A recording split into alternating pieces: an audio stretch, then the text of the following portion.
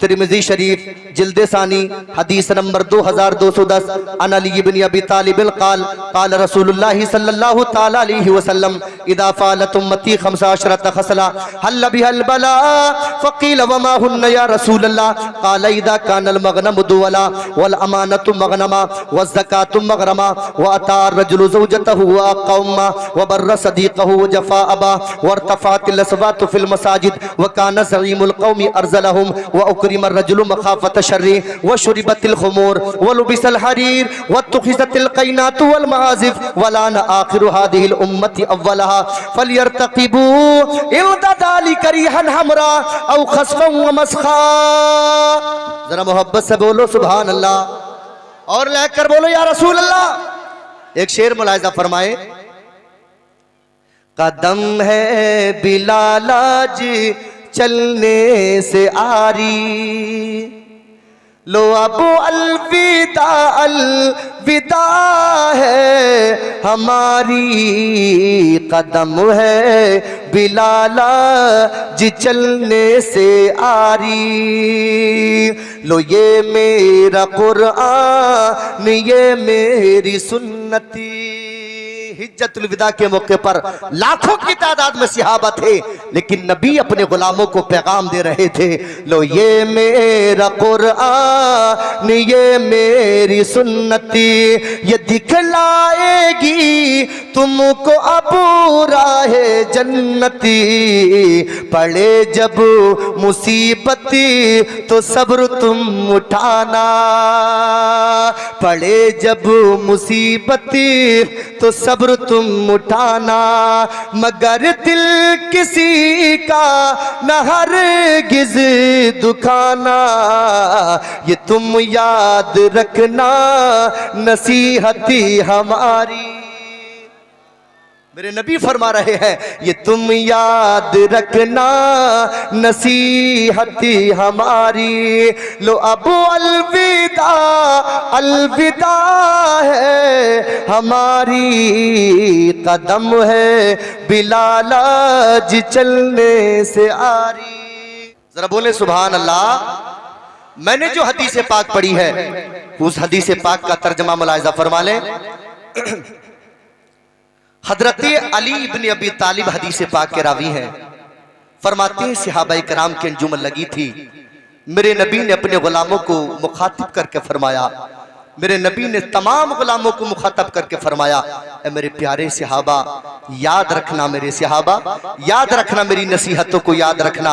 मेरे नबी ने फरमाया, ए मेरे प्यारे सहाबा याद रखना, याद रखना, इदा फ़अलत उम्मती 15 खसला हल्ला बिहल बला, जब किसी उम्मत के दरमियान, जब मेरी उम्मत के दरमियान, जब मेरी उम्मत के दरमियान 15 बुरी अलामतें आ जाएंगी, 15 बुरी खसलतें आ जाएंगी, तो उम्मत मेरी दुनिया में जलील हो जाएगी, उम्मत दुनिया में रुसवा हो जाएगी। फ़क़ील वमा हुन्ना या रसूल अल्लाह, या रसूल अल्लाह बताइए वो कौन सी अलामतें, वो कौन सी अलामतें, वो कौन सी बुरी खसलतें जब उम्मत में आ जाएंगी तो उम्मत जलील ख़ार हो जाएगी। मेरे नबी ने फरमाया, ए मेरे प्यारे सहाबा सुनो सुनो, नंबर 1 इदा कानल मग़नम दुवला, जब मेरी उम्मत के लोग माले गनीमत को दौलत समझने लगे, वल अमानतु मग़नमा, अमानत में खियानत करने लगे, वल ज़कातु मग़रमा, ज़कात को तावान समझने लगे, व अता रजुलु ज़ौजतहु व क़ौमा, बीबियों की फरमा बरदारी करने लगे, माँ बाप की नाफरमानी करने लगे, व बर्र सदीक़हु व जफ़ा अबा,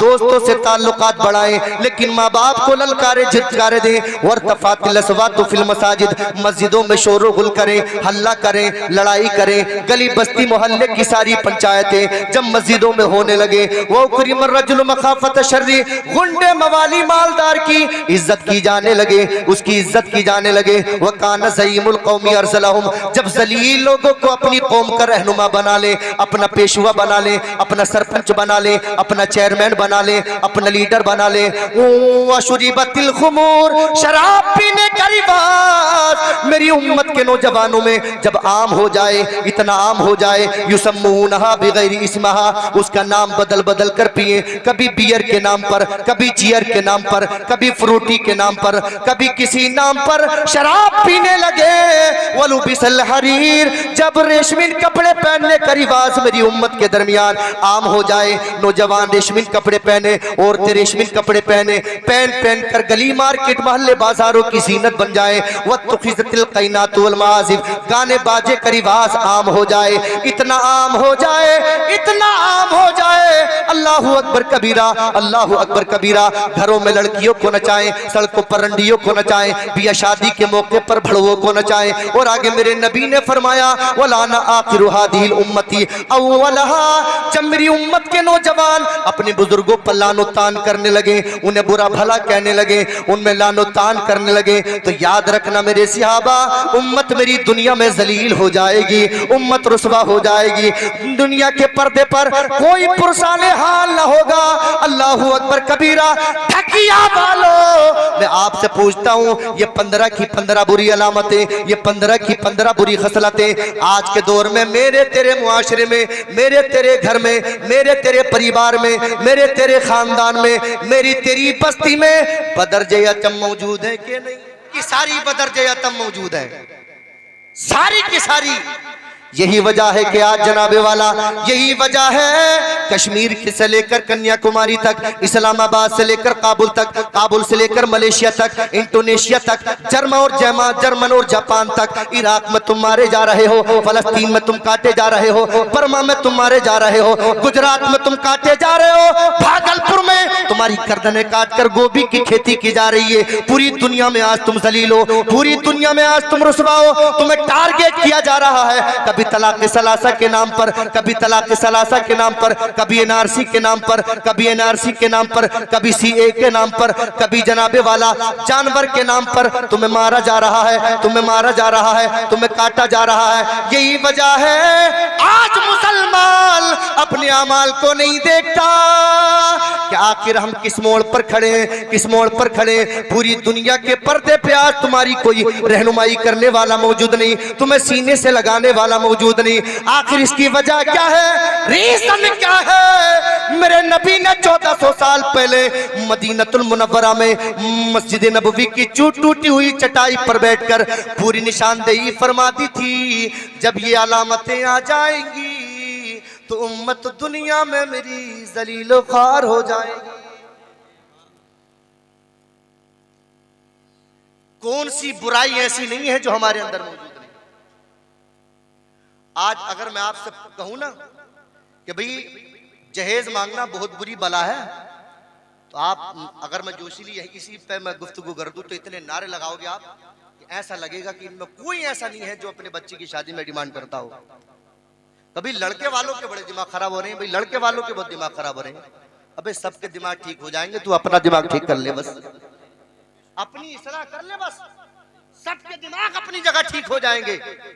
और पता नहीं मुझे ताज्जुब होता है इस बात पर, ये ऐसी बीमारी, ऐसी बला, ऐसी गंदी रस्म हमारे मुआशरे में चल पड़ी है मांगने के नाम पर।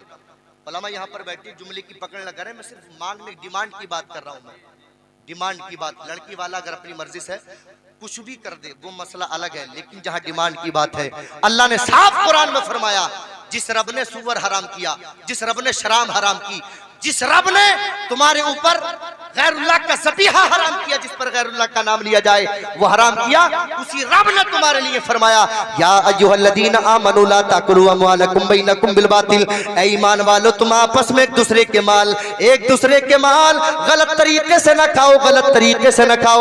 उलमा फरमाते हैं इससे मुराद रिश्वत है, रिश्वत है, रिश्वत ब्याज है, ब्याज रिश्वत है, रिश्वत। तो बिया शादी के मौके पर जो लड़के वाले लड़की वालों से डिमांड किया करते जनाबे वाला, इस आयत करीमा के तनासुर में बहुत बड़ा जुर्म है ये, बहुत बड़ा जुर्म है ये। और रिश्वत भी जनाबे वाला इतनी खतरनाक रिश्वत, जब रिश्ता होता है तो मंगनी के नाम पर अलग रिश्वत, जब रिश्ते के बाद में जब शब बारात आ रही है तो जनाबे वाला शब बारात के हलवे के नाम पर जनाबे वाला डिमांड की जा रही है कि ये भी आए वो भी आए। कूड़े बीच में आ गए तो कूड़ों की पूरी के नाम पर जनाबे वाला ये रिश्वत की डिमांड की जा रही है। उसी दरमियान रमजान का जैसे इख्तिताम हुआ, ईद आ गई, चाहिए। ईद के मौके पर जनाबे वाला उस मौके पर भी डिमांड की जा रही है कि ये चाहिए, वो चाहिए, ये चाहिए, वो चाहिए। जनाबे वाला अब तमाम चीजें खत्म हो गई, शादी का वक्त आया तो अब जनाबे वाला डिमांड होती है कि जनाबे वाला माँ की कुंडलों के नाम पर मांगा जा रहा, माँ के कान के नाम पर, माँ की नथनी के नाम पर, माँ की चुटिया के नाम पर, माँ के पजेबों के नाम पर।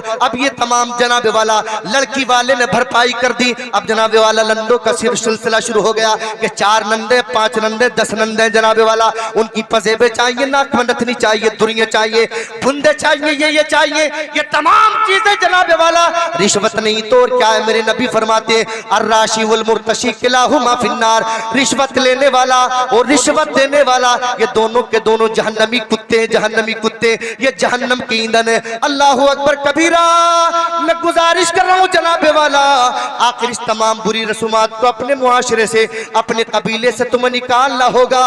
और तहरीक के तहफ्फुज़ सुन्नियत के झंडे में आने वालों, याद रखना,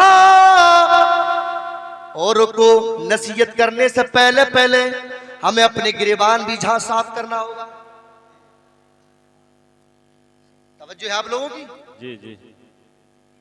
अगर मैं ये बात मैं कहूं तो हो सकता है कि अगर मेरा दाग इसमें कहीं ना कहीं अगर दाखिल है, मेरा दामन इसमें, तो हो सकता है मैं तो इलाके का रहने वाला हूं, मेरे गिरबान पकड़कर कोई उतार ले कि झूठ बोलता, तेरे बाप ने इतने पैसे मांगे थे, यहां पैगाम दे रहा, शर्म नहीं आती? तुझे किसने बिठाया कुर्सी पर? यही वजह है कि कहीं ना कहीं, मैं माजरत चाहता हूं, उलमा तो नहीं है इसमें, लेकिन कहीं ना कहीं इस मामलात में जो हमारे बड़े हैं वो इस मौके पर बड़ी बढ़ चढ़कर जो डिमांड करते हैं। और यही वजह है कि किसी न किसी का कहीं ना कहीं दामन दाखिल है। और इस वजह से ये बात अपने इलाके में या अपने गांव में, अपनी बस्ती में कह भी नहीं सकता कि क्योंकि पकड़ ना ले कोई गिरबान के दहेज के नाम पर बोला। मैं बोलूंगा क्यों कि जब कयामत का दिन होगा फरिश्ते मुझसे न कह दे न इधर उधर की बात कर, तू ये बता कि काफिला क्यों लुटा, न इधर उधर की तू बात कर, ये बता कि काफिला क्यों लुटा। हमें रहजनों से गिला नहीं, तेरी रहबरी का सवाल है। तू इस्लाह किया करता था, तू खुद बता, तेरा तूने रहनुमाई क्यों नहीं की लोगों की, इस्लाह क्यों नहीं की?